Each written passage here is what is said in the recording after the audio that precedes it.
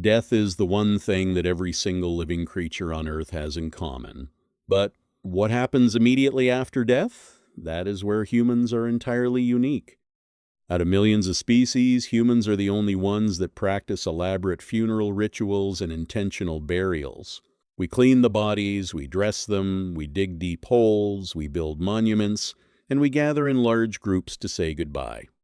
It takes a massive amount of physical energy and emotional toll. So, why do we do it? Why not just walk away like almost every other animal does? For a long time, we assumed it was just because we are smart or religious. But the truth is, the human funeral started as a harsh biological necessity to prevent disease. And then it evolved into a complex psychological tool to save our communities. Today, we are going to dive deep into the fascinating, slightly gross, and incredibly beautiful biology and sociology of why we bury our dead.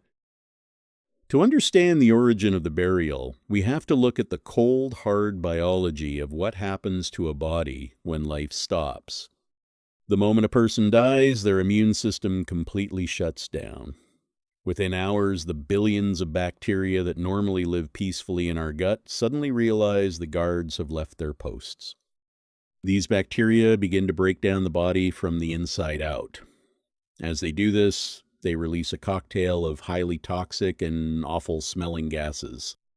Two of the main chemicals produced are literally called putrescine and cadaverine, and they smell exactly as bad as their names suggest.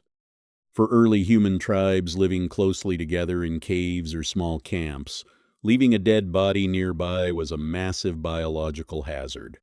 It attracted flies, dangerous predators, and spread deadly diseases.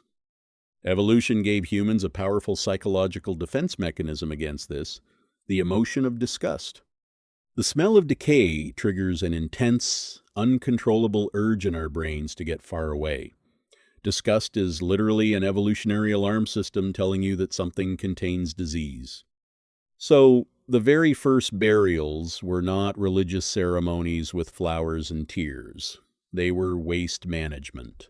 Ancient humans dug holes and covered bodies with dirt simply to block the smell, hide from predators, and stop the tribe from getting sick. Biology forced us to put bodies in the ground. But over thousands of years, something shifted in the human brain. The simple act of hiding a body turned into something profound. Before we talk about human rituals, it is important to ask, do other animals do this? Do animals grieve and hold funerals? The answer is kind of. Scientists have watched elephants gently stroke the bones of their dead family members with their trunks. They stay quiet and seem to show real sadness. Mother chimpanzees have been seen carrying their deceased babies for days or even weeks, unable to let them go. And crows will gather in large groups around a dead crow in what looks exactly like a murder mystery investigation to figure out what killed it. But here is the key difference. While animals definitely feel grief and confusion, they eventually just walk away and let nature take its course. They don't try to hide the body, protect it, or give it items for a journey. Animal grief is about reacting to the loss in the present moment. Human funerals are about planning for a future that we cannot even see. So, when did humans make this huge leap from throwing dirt on a body to actually holding a funeral? In 2013, scientists exploring the Rising Star Cave system in South Africa found something that broke all the rules. Deep inside a pitch-black, incredibly hard-to-reach chamber, they found the bones of an ancient human relative called Homo naledi. And they didn't just find one body, they found dozens. There were no animal bite marks, no signs of a flood washing them in. The only explanation was that these ancient creatures dragged their dead deep into the terrifying dark, through tunnels barely wide enough to fit a person, just to lay them to rest in a specific spot. This wasn't just hiding a body from a tiger. This was an intentional, massive effort to separate the dead from the living in a special place. And this was hundreds of thousands of years ago. Then we look at the Neanderthals. In a cave in Iraq called Shanidar, archaeologists found a Neanderthal skeleton surrounded by fossilized pollen. This suggested that his family had intentionally covered his body in bright, colorful spring flowers before burying him. Flowers don't stop diseases, flowers don't hide smells, flowers are purely symbolic. This was a clear sign of love, mourning, and a shift in human consciousness. This brings us to the most massive psychological shift in our history, the cognitive revolution. As human brains got bigger, we developed the ability to think abstractly. We could imagine things that were not physically right in front of us, we could imagine the past, and we could plan for tomorrow. But this new brain power created a terrifying problem. If you can imagine tomorrow, you eventually realize that there is a tomorrow where you will not exist. We became the only animals on Earth fully aware of our own mortality. Psychologists call this terror management theory. Realizing that you are going to die creates an incredible amount of background anxiety in the human brain. To cope with this overwhelming terror, our ancestors had to invent a concept that would ease the fear. They invented the soul. The idea that the physical body is just a vessel and the essence of the person continues somewhere else. Because if the person is continuing a journey, you have to pack them a suitcase. This is why ancient humans started burying their dead with grave goods. They put spears, bowls of food, and beautiful jewelry in the dirt with the bodies. They truly believed the dead would need these tools in the next world.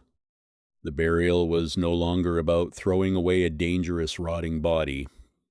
It was now a send-off party, a ritual to ensure safe passage to the afterlife. But the sociology of funerals goes even deeper than believing in ghosts. The truth is, funerals are not actually for the dead, they are entirely for the living. Human beings are incredibly social creatures. For most of our history, surviving alone in the wild was a death sentence. You needed your tribe to hunt, to gather, and to watch your back. When a member of a small tribe dies, it is not just a sad moment. It is a dangerous tear in the social fabric. A crucial puzzle piece is missing. Who is going to do the hunting? Who is going to care for the kids? Who is going to tell the stories around the fire? The community is instantly thrown into chaos and instability. The funeral ritual was designed by sociology to fix this tear. By gathering everyone together in one place, the tribe is forced to acknowledge the loss as a group. They share the heavy burden of grief so it doesn't crush one single family. Through speeches, songs, and shared meals, the community essentially resets itself. New leaders are silently acknowledged. Orphans are taken in. The tribe uses the ritual of the burial to look each other in the eye and say, "We are still here, and we will survive this together." As human tribes grew into massive civilizations and cities, the simple dirt burial evolved again. It became a display of immense political power and territorial claims. If you look at history, some of the largest and most expensive structures ever built by humans were just giant gravestones. The Great Pyramids of Egypt, the Taj Mahal in India.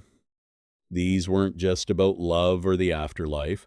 They were powerful leaders screaming into eternity, making sure their name and power would never be forgotten.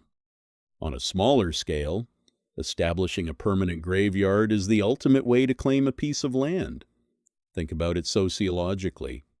When a tribe plants their ancestors deeply into the soil of a specific valley, they are telling everyone else, "This land belongs to us. Our blood and bones are literally part of this dirt. You cannot make us leave." The burial site anchors a wandering community to a permanent home. It transforms random dirt into sacred geography. If you fast forward to today, our funerals look very different. We have shiny cars, expensive suits, polished coffins, and quiet indoor ceremonies. But underneath all of the modern polish, we are still running on the exact same biological and psychological wiring as the cavemen. We still bury or cremate bodies quickly because our biology demands sanitation. We still bring flowers to the grave, just like the Neanderthals did at Shanidar Cave. We still place our loved ones in special clothes or with favorite items, echoing the ancient belief in a journey. And most importantly, we still gather our modern tribes together to eat, share stories, and repair the social fabric. The funeral is the ultimate human invention. It is the moment where harsh biology meets deep, empathetic sociology. It is how we learn to face the scariest thing in the world and survive it together. Thanks for watching. If you enjoyed this deep dive into why we do the things we do, make sure to subscribe and leave a comment below about what human behavior we should investigate next.